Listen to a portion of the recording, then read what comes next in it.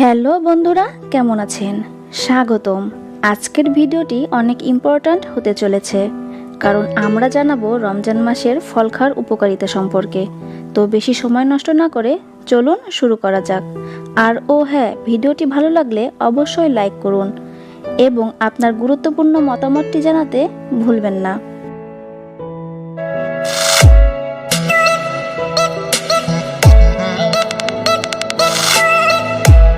আমরা সকলেই অবগত যে ফল স্বাস্থ্যের জন্য অত্যন্ত উপকারী। বিশেষ করে রমজান মাসে এটি গুরুত্বপূর্ণ ভূমিকা পালন করে থাকে। ফল প্রকৃতির এক অনন্য দান, যা শরীর ও স্বাস্থ্যের জন্য অত্যন্ত উপকারী। কোরআনে বিভিন্ন ফলের উল্লেখ রয়েছে, যেমন খেজুর, আঙুর, ডালিম, জলপাই ইত্যাদি। রাসূলুল্লাহ সাল্লাল্লাহু আলাইহি ওয়াসাল্লাম বলেন, তোমরা খেজুর খাও, কারণ এতে রয়েছে রোগের প্রতিকার। সহিহ মুসলিম 2046।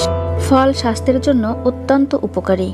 বিশেষ করে রমজান মাসে এটি গুরুত্বপূর্ণ ভূমিকা পালন করে থাকে, যেমন শক্তি বৃদ্ধি করে, পরিপাকতন্ত্র ভালো রাখে, ডিহাইড্রেশন রোধ করে এবং রোগ প্রতিরোধ ক্ষমতা বাড়ায়। এতে রয়েছে প্রচুর ভিটামিন ও অ্যান্টিঅক্সিডেন্ট। রমজান মাসে সঠিক খাদ্য গ্রহণ করা খুব গুরুত্বপূর্ণ। রাসূলুল্লাহ সাল্লাল্লাহু আলাইহি ওয়াসাল্লাম খেজুর এবং পানি দিয়ে ইফতার করতেন, যা অত্যন্ত স্বাস্থ্যকর। রমজানে যেসব ফল খাওয়া উপকারী, যেমন খেজুর। খেজুর হজমে সহায়ক, শক্তি যোগায়। ডাবের পানি ও তরমুজ শরীরকে ঠান্ডা রাখে ও হাইড্রেট করে। কমলা এবং লেবু ভিটামিন সি বৃদ্ধি করে, ক্লান্তি দূর করে। ডালিম রোগ প্রতিরোধ ক্ষমতা বাড়ায়।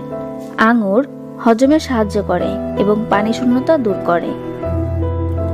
ফল শুধু শরীরের জন্য উপকারী নয়, বরং ইসলামেও এটি অনেক গুরুত্বপূর্ণ খাদ্য হিসেবে বিবেচিত।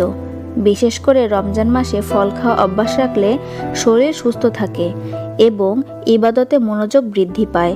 তাই আমাদের উচিত সুন্নাহ অনুযায়ী খেজুর সহ অন্যান্য স্বাস্থ্যকর ফল খাওয়া এবং স্বাস্থ্যকর ফল খাওয়ার অভ্যাস গড়ে তোলা।